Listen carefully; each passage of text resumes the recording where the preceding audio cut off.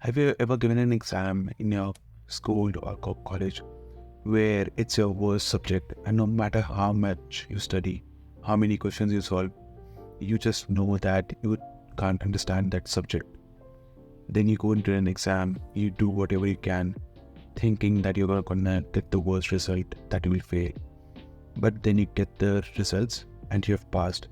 Barely passed, but you have passed. That's what this game was for Manchester United. Liverpool have been our kryptonite. We haven't scored a goal at Anfield in over 5 years. The last goal scored was by Jesse Lingard. It's not a pretty result. It's not a result which inspires confidence about the playing style. But at the end of the day, it's a point at Anfield, and we're the first team to do so since March. When the team news came out, I was very disappointed, to be honest. I didn't want to see Evans, I didn't want to see Delo. But to Ten Hag's credit, he proved me and many of us wrong. The back four was immaculate today. All four of them had a great game. Each and every one of them did their roles and did more than that. First, let's talk about the centre-back pairing. Evans, at 35 years old, has been very vital to our team. When he signed for us on a free transfer, none of us believed that he's going to be playing such a huge role throughout this whole season because of the many injuries. He has played so many games, and in each game, he has played great. Then comes probably our man of the match, Varane. Varane had a masterclass performance. This showed why he should have never been dropped. We know that Ten Hag and Varane have some issue, there's some fight. But performances like these shows that he should have been playing in the team since start. If he was playing, we probably would not have lost as many games as we have had. He had 15 clearances. Almost every cross was dealt by him, majority of the crosses. I even remember one instance where Salah was almost through on goal, but Varane just stuck a foot out and placed the ball somewhere else. Otherwise, Salah would have been through on goal. Even our fullbacks, Delo and Shaw. Shaw probably was motivated because of last year's performance, because last year he was probably at fault for like 5 of the goals. But this game, he pretty much pocketed Salah. Pocketed in the sense that Salah didn't have a clear-cut chance. Salah had chances, but it was not like he was 1v1 on goal or anything. Shaw played a really good game, even going forward 1 or 2 times. He played good passes. The Delo was a surprising one. I wanted Bissaka in the team because Bissaka is more defensively solid and we needed that defensive solidity. But Delo played really well. The problem with Delo is that he has that bozo gene in him. He'll do 9 things right, but the last thing which is needed, he'll just mess that up. There was one particular instance where he took the ball from Onana, he spun his presser, and then he's running through the center field, no one around him. He just has to make one simple pass, but he misplaces it and the whole attack breaks down. We also had the same issue in the Bayern game, where it's a 2v1 situation. Delo and Hojlund both running at goal. Delo just has to pass the ball, square it to Hojlund and he scores, but Delo hits the side net.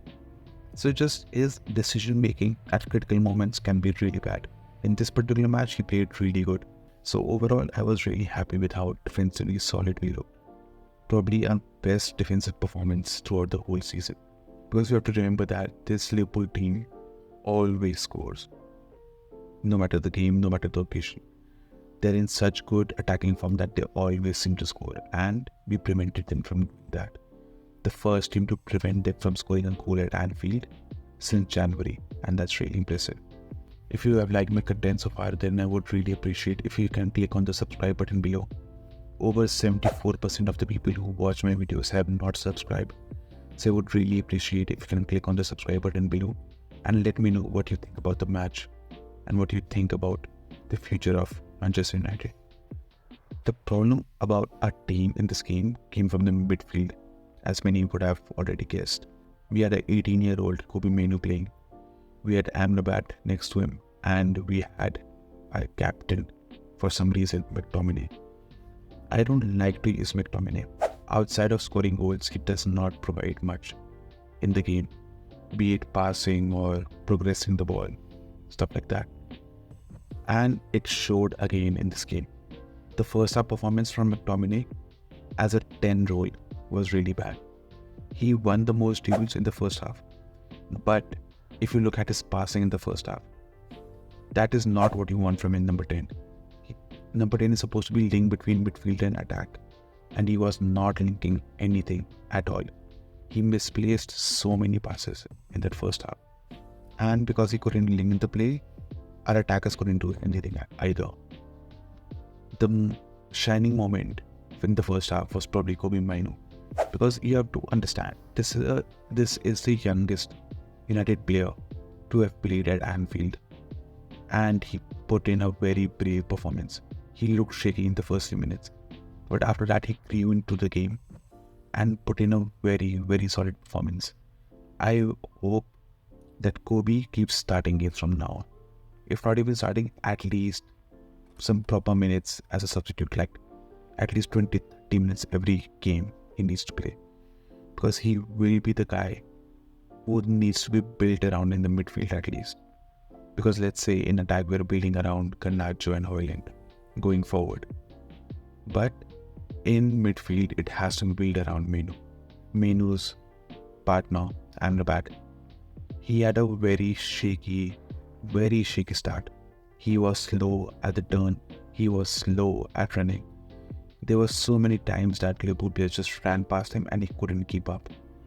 And this probably shows that I think Amrabat might not be the right choice to replace Casemiro.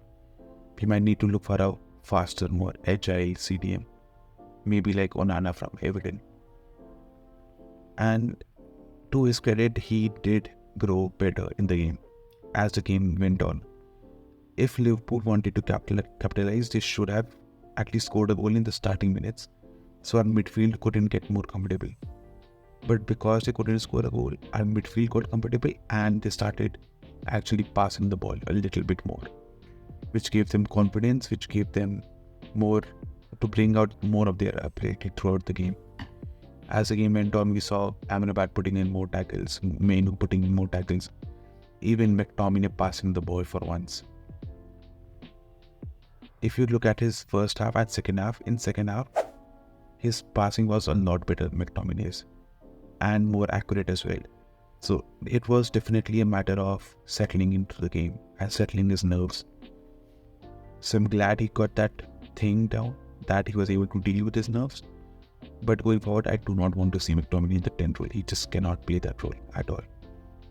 After the match ended, a lot of the fans, even before the game started, they're trying to scapegoat Hojlund, saying he's 70 million and he's not a good striker. We made a mistake in buying him, he's a flop. But I don't understand why they're saying that. Hojlund is the one Premier League striker who has received the least passes from his team in the whole league.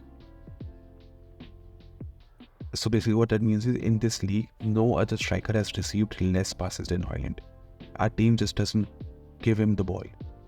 They don't provide any service. So if you don't give him any service, how is a player supposed to score? If you look at this picture right here, you can see there is no link to Hojlund.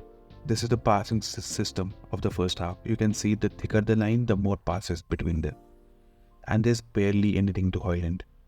Not even Hojlund, there's barely anything in the middle of the midfield.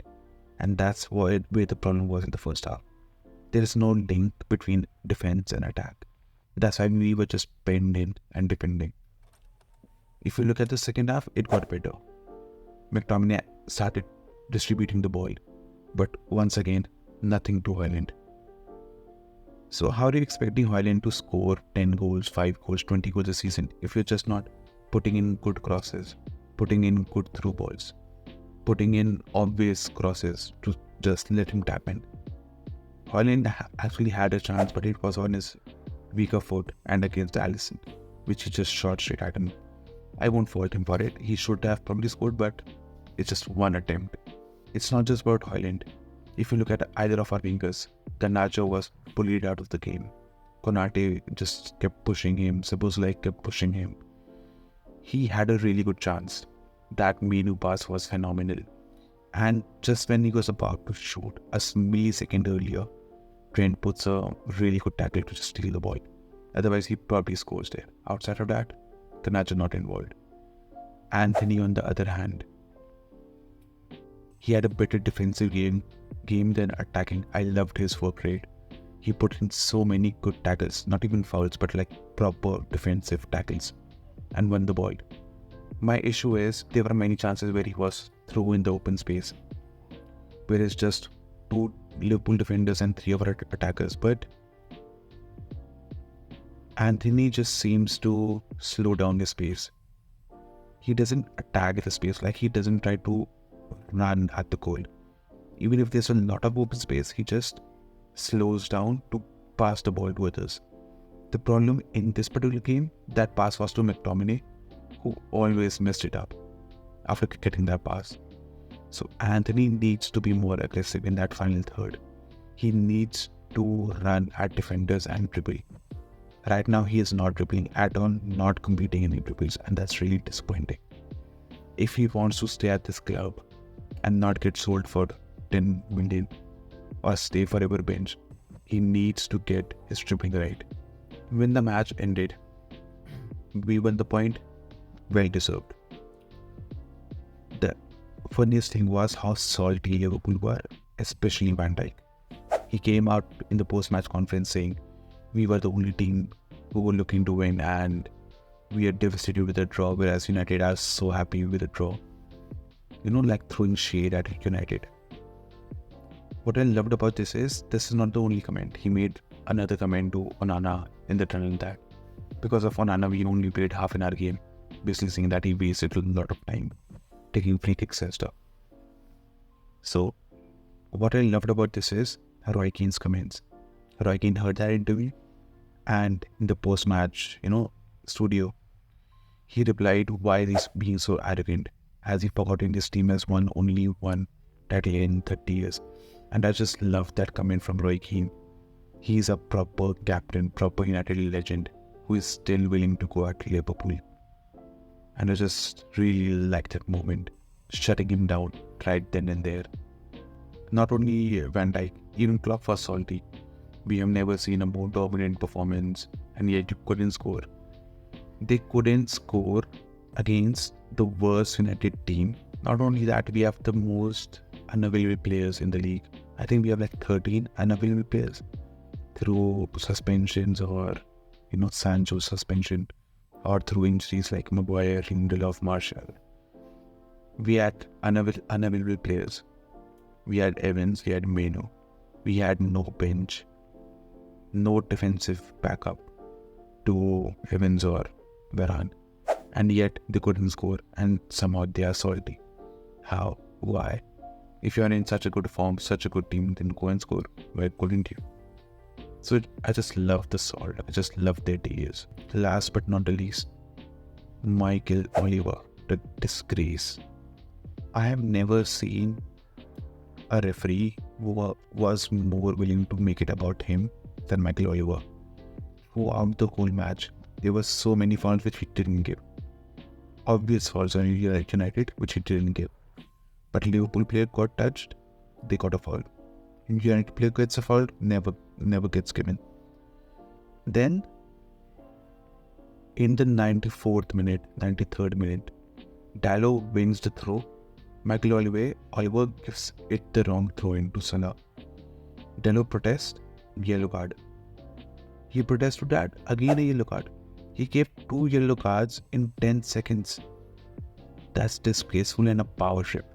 Referees like this should be banned from officiating. He wanted to make it all about him. Even before this, when Hannibal came on, Hannibal was fouled 2 or 3 times. And he did not give the foul. He instead let it play on. Not even play on, like just continue with the play. Not even acknowledging the foul. And yet, he gives 2 yellows to Dalot. In the first half, there was a moment where Nunes makes a much more sinister foul on Evans. His shoulder barges him. Not attempt to play the ball. Foul gets called. After the foul gets called, he goes and kicks the ball away. Gets a yellow. After getting a yellow, he starts slowly clapping Michael Oliver sarcastically. and he keeps talking back and forth with Michael Oliver for 1 minute. They're like just back and forth. Why do you give me a card? Why do you give me a card? At that moment, didn't Michael Oliver think that of dissent? Why didn't he give a red card to Nunes? He didn't have the balls to give a red card to Nunes at Anfield. But because it was a United player in the 93rd minute, he felt safe to give a red card. That's what's wrong with this referee. He did not have the courage to give a red card to Nunes. But he had enough of a power trip, enough of frustration to give it to Dalot. It's not the first time he has done this either. In the last Manchester derby, when Hojlund sadly pulled Rodri on the arm, he gave that a red card. He gave that a penalty as well. That was Michael Oliver too. Even more decisions which he has given against us. So it's just a disgrace that he's still in C and he should not be allowed to officiate anymore. We've pretty much played a 10v12 match. Referee was a 12th man for Liverpool. I don't want to see Michael Oliver at our games ever again, but I doubt the referee association will ever do anything because it's against United. Throughout this whole season, we have seen how many decisions have gone against United, which the other teams never get. So I don't know when this is gonna end, but I think they will keep targeting United throughout this whole season. Even though it was a point, the performance was not that good, especially going forward. This point will only be good if we can build on it as a base. We need to win against West Ham away and we need to win against our very infirm Aston Villa. If we go and lose those two matches, then this draw means nothing.